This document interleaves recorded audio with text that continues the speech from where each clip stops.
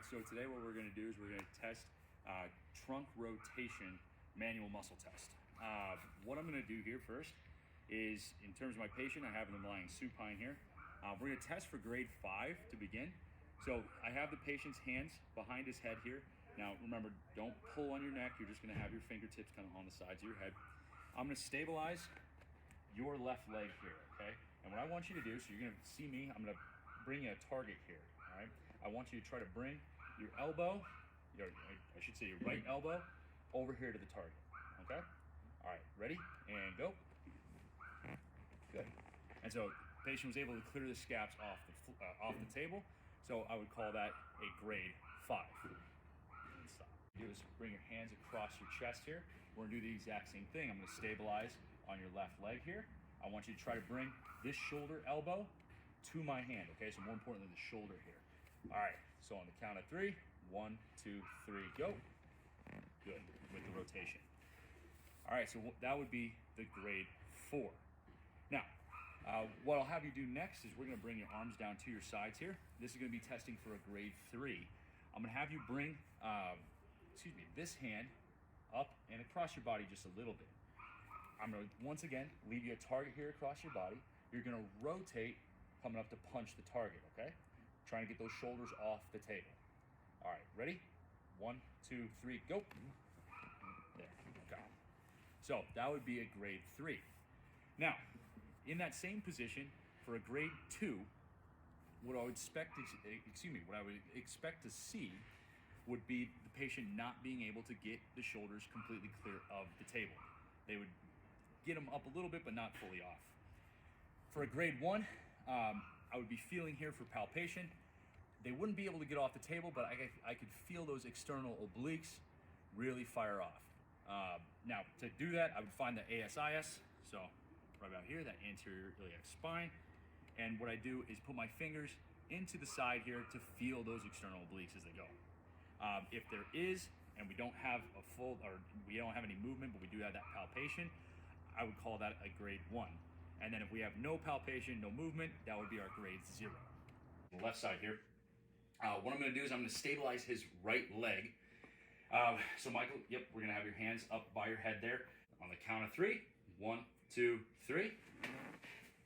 There we go. So he was able to clear both his shoulders off, and he was able to get across his body.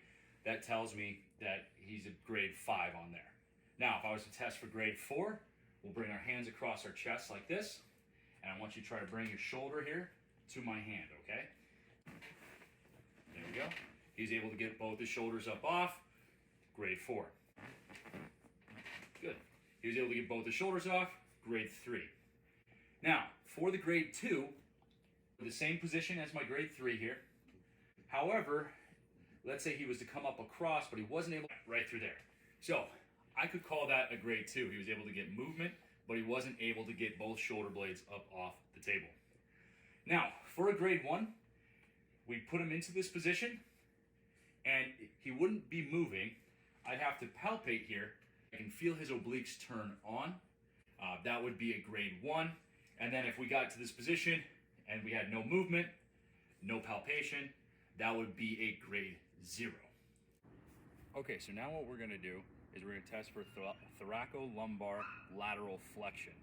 We're gonna end up doing this bilaterally. I'm gonna start here on this side. First, I'm gonna kind of ID my target points. The first one here, I'm gonna find C7, okay? So I'm gonna kind of walk down the spinous processes here.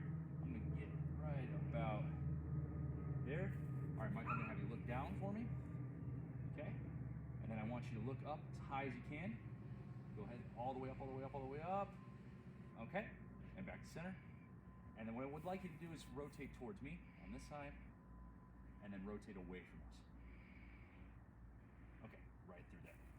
All right, so right here where my ring finger's at, that's gonna be right about our C7, okay? Now, from there, what I'm gonna do is I'm gonna find the PSIS. So to find the PSIS, I'm gonna start down here into the lumbar spine. And then what I'm gonna do is I'm gonna kind of move laterally away. And I'm searching for a protuberance of that iliac spine posteriorly. So I feel like we are right about, I'm just gonna raise this up a little bit. So we're right about there is gonna be our PSIS. Oop, actually just a little bit lower, there it is. Okay, so here are PSIS, left and right.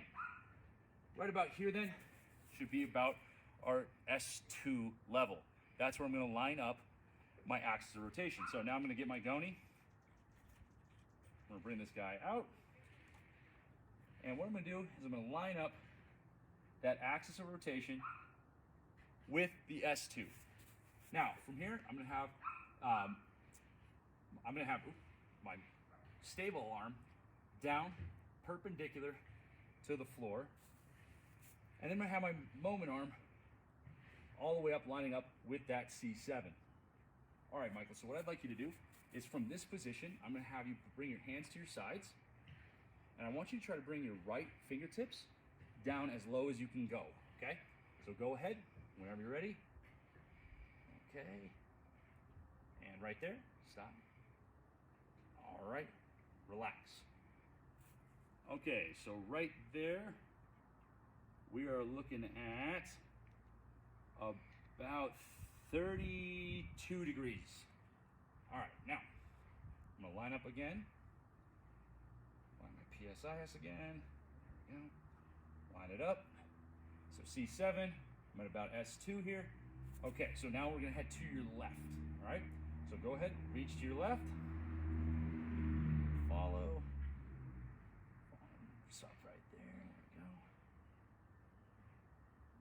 we go. And relax, okay. And we got about 34 on that side. So that's gonna be the bilateral thoracolumbar lateral flexion range of motion.